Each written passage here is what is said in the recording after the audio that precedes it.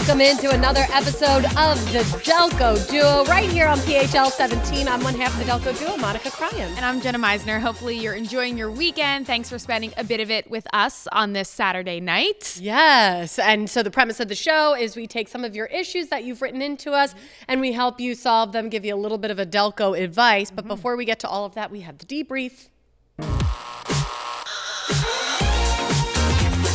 And Monica, this is actually a special debrief. So special. We worked on it. Yes. We put work and effort into this one.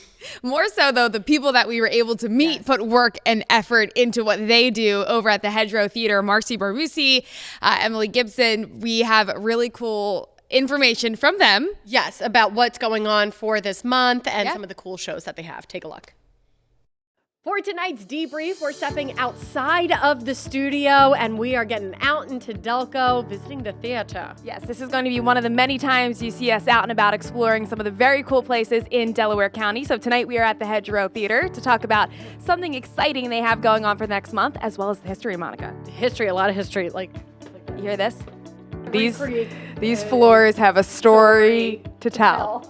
The space we're standing in now was a historic grist mill as part of the Rose Valley arts and culture movement, and it became a theater early in the 1900s. HEDRO moved in at 1923 with founding artistic director Jasper Dieter, who stumbled on this place and just felt this needed to inhabit live performance. It continues to feel like a bit of a best-kept secret in Delco. Is kind of amazing, but the artists that have come through this space, I mean, it's mind-blowing. The work that's been on this stage, the artists who have come through. We've had world premieres, we've had U.S. premieres. HEDRO was the first professional repertory theater in the U.S., which is amazing. And we are drawing back on those roots of legacy within our repertory by having more than one show running at a time.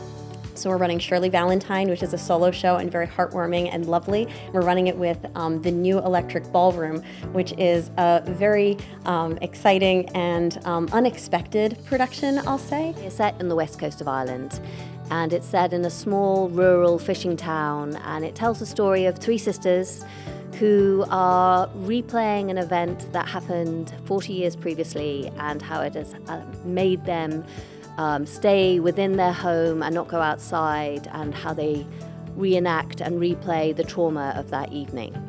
Saying that, it's also a play that's full of comedy and music and profound moments that really speak to what it feels like to become stamped by story.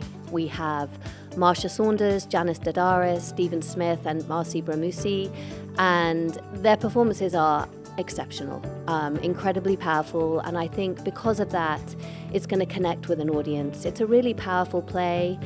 It's about, feelings of loneliness, about what people say about us, about how we speak about ourselves, dancing, singing, long monologues, moments of intense arguments and joy. So it really covers the full gamut of what you want out of a performance. And what's coolest about all of this, it's right in the heart of Delco, Rose Valley. It's beautiful. It's tucked away, so definitely will have to visit it. And there's a number of educational programs and summer camps if your kids want to get involved. So hedrotheater.org has all that information to check it out. So cool. Yes, so thank you to Marcy and Emma for having us. Yes. It's such a cool place. Cool location, too. You know what I mean? It's beautiful. Absolutely gorgeous. You kind of feel like you're in the woods, but then there's a theater. You had been there before. I had not, so that was my first time. Yeah, so you can catch that, the Electric Ballroom, for the next month or so. And then, of course, they have a lot of different shows that go on throughout the year. That's just February through March. Which is so, but you get into the theater and you were asking, you're like, oh, how many people does this seat? And they're like 100 and something. And you're like, what? It doesn't look, it's very intimate. It's so intimate. Yeah. And I was like, what? No way. So very cool. Fun Thanks things. for having us. Yeah. And like you said, we'll be throughout Delco, over the We next would be popping up at a location that you love or that you know of. Yes. So keep an eye out for us. Absolutely. All right, Monica, let's get down to business. All right, we're going to keep it in Rose Valley. There you go. Reva, I live in a densely populated but quiet neighborhood.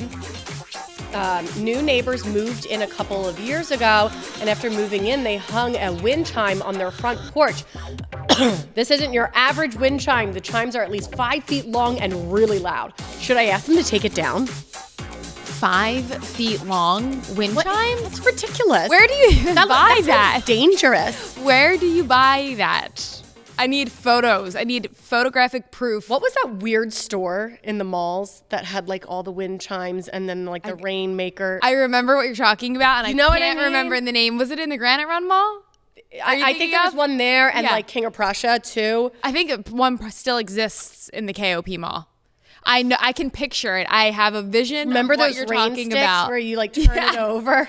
I guarantee they had the wind chimes. Wind chimes? I don't know what it is about them. They have always creeped me out. Yes, It's like it's like a horror movie, like the house that is Yes. haunted or the house that is Has the wind home of the chimes. killer. They have wind chimes all around their porch. I totally agree with you. I've always people who find wind chimes relaxing, something's wrong. Nothing relaxing Wind chimes about are like them. I'm like There is someone's a gonna house. kill me. There is a house in my neighborhood that has Wind chimes? because when I do my walks in the afternoon, I always hear it at one part of my walk, and I don't know what house it exactly is, but every time I hear it, it's normally quiet. I'm normally by myself, and I'm like, ooh. But those are probably normal sized, a few inches wind chimes. This is ridiculous, 5 feet long. That sounds pretty dangerous. Like You're gonna get caught. Yeah. That's about the could about take the a height tow. of me. Like I'm the height of Yes. this wind chime.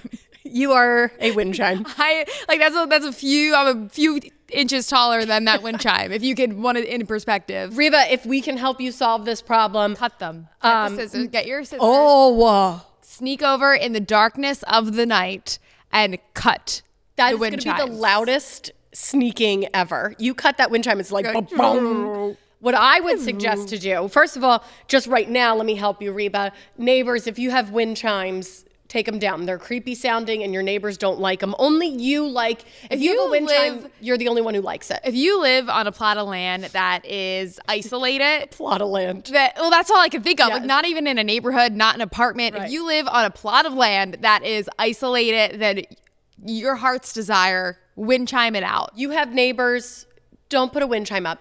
The other thing, Reba, I would suggest, since they're already up and if they don't take them down, from our suggestions, because obviously everybody watches the Delco Duo, but now what I would recommend, I would go to the neighbor's house and bring like a little treat. Like hey, I'm so sorry, those wind chimes are keeping me up. Any way we could take them down, here's a pie. Here's cannolis. I think I would leave an anonymous letter in the mailbox. I don't want my face tied to ruining your joy, because wind chimes might bring this person joy. That's the only reason I can think why you'd have such a large one. You know what else brings you joy? Cannolis. Tiramisu. Cannolis and tiramisu. No. If someone I'm comes to leaving, me, like a typed like Zodiac killer letter in the mailbox that says, "Hey, the neighborhood does not like your wind chimes. Please take them down." Signed, the neighborhood. I don't know. Yeah, either that or I know for me, I'm just letting it go. You're letting the wind chimes stay. Mm-hmm. I'd rather What that if it's a than windy night? You're up confrontation. all night long listening to these huge wind chimes. I'd rather that than confrontation, but otherwise I'm Get going a dog. with Get a dog that barks 24/7, and then she'll know the pain. Okay. Those are my solutions. Get a dog. Get a dog. That just barks at the wind chimes. Or tiramisu and say, The dog will bark Mind at the taking wind those down? chimes. It's like, oh, I should take these down. That dog's so annoying. All right, coming up next, we have more issues. And this one actually has to do with a special lady who visits every once in a while to your home. a lady with wings on her back. Stay with Blonde. us. And welcome back to the Delco Duo. This weekend might be big for some Galentine's celebrators. You're celebrating Galentine's, Hosting a Galentine's. It's after the technical holiday, but which is technically on the 13th. right. So we're a couple days past that. I've got a Galentine's next weekend. Anything goes in February. The whole month is Galentine's. Galentine's and just one day for Valentine's, but multiple weekends for Galentine's. And you might have a long weekend too, President's Day weekend. Yes. So you might have off on Monday, so you're staying up late on Saturday night. Or you're streaming us from the Poconos right now. Getting some good slopes, some pow. Some fresh pow pow. It's been some good snow, so I'm jealous if you're celebrating this weekend in the Poconos. That's my favorite place to be right now. All right, back to business. Second issue of the night, Monica. This one's actually interesting. Manny from Moylan. Yes, the tooth fairy is too generous. Some kids are getting crisp $100 bills. jewelry under their pillows, and even iPhones. Other kids are still good with a $20 bill. This has gotten out of hand. I'm sorry. I need a moment to take this in.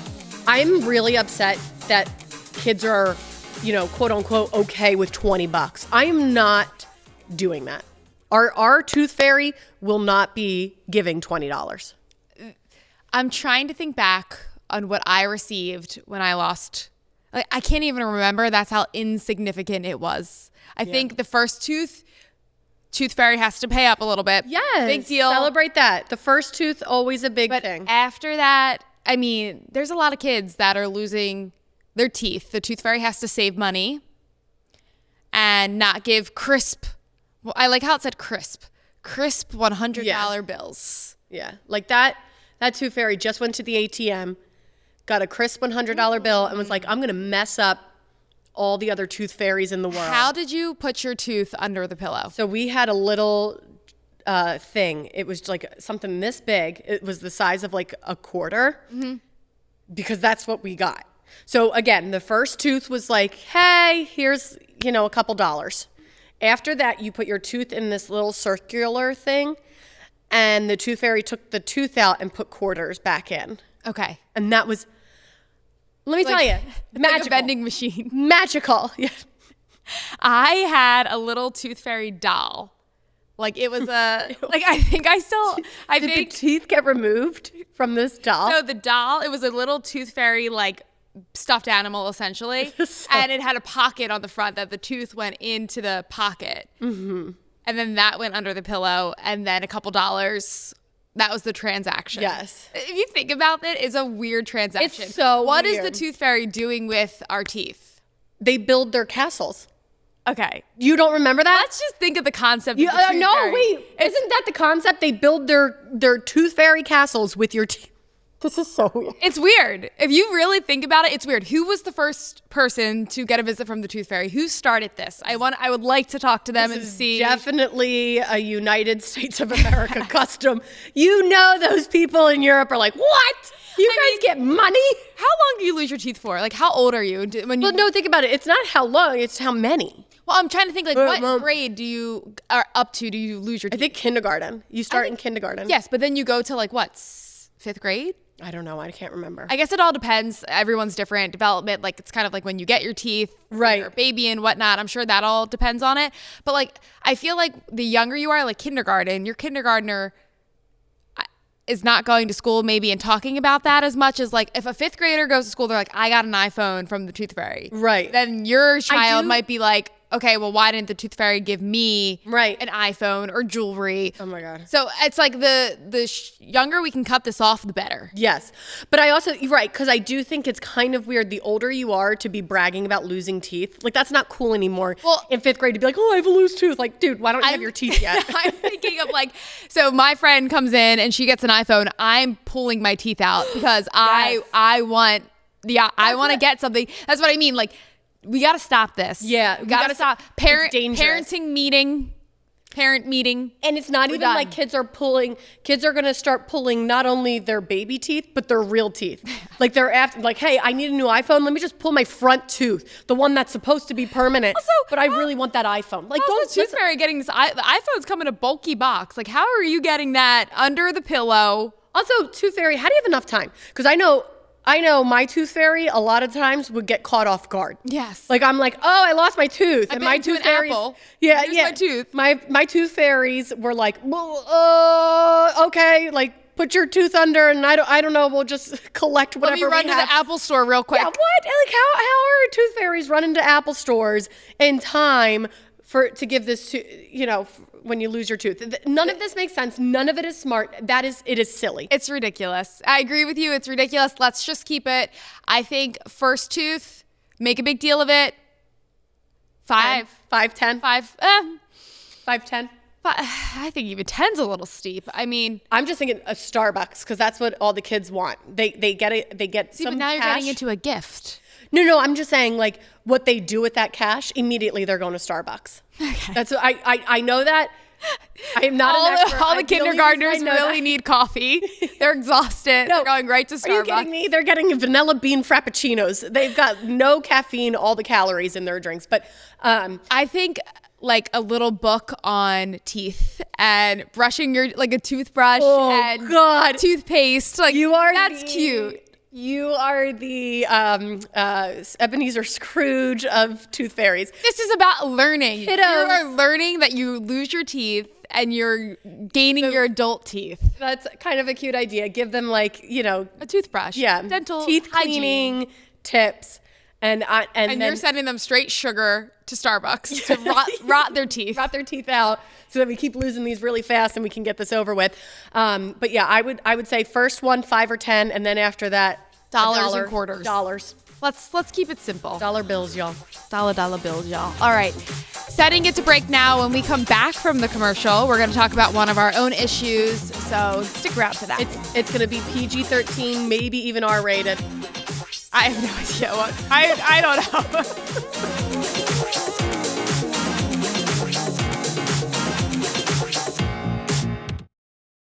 Welcome back to the Delco Duo. We have solved 2 of your issues, kind of. And now we have one of our own issues to talk about. But then you also just brought up the fact that it's Polar Bear Plunge this weekend in Sea Isle.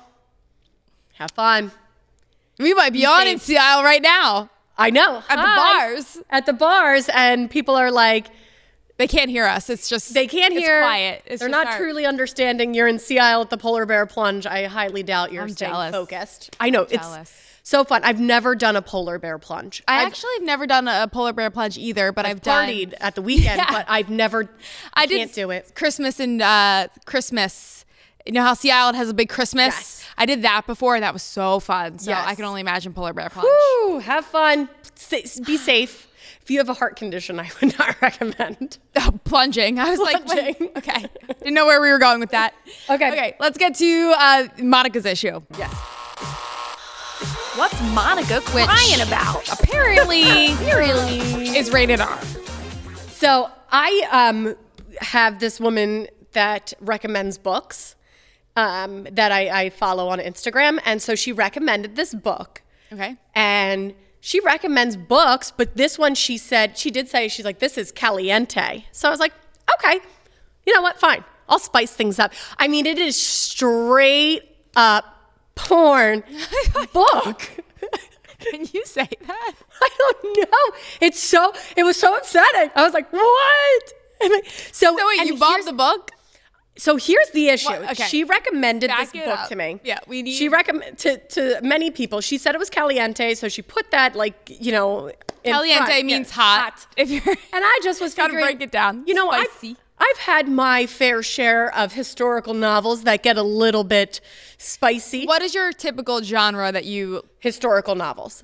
Like sounds like a real snooze fest? The Other Boleyn Girl. Man, that gets me. Like that kind of thing. Okay. You know, the kind of historical fiction. It's not all right, but there are some historical value Pride to and it. Prejudice?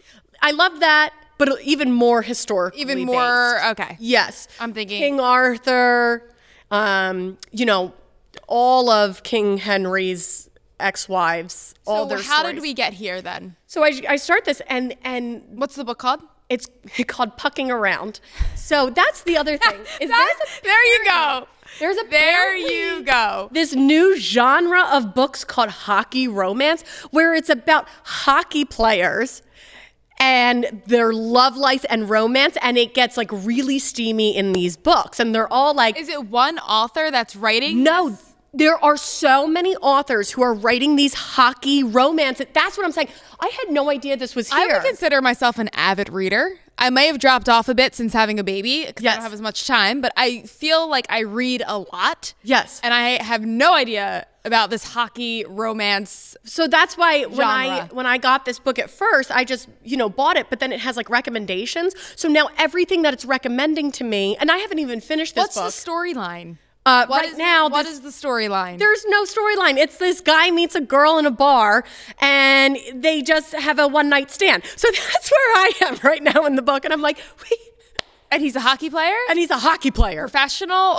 Hockey player. Okay. And apparently there are so many authors and books right now about hockey romance, and it gets really steamy. Nothing against hockey players, but if we're talking about athletes, That's what I'm they saying. to me are the least attractive athlete. I mean- said it. If you're a hockey player, I'm sorry.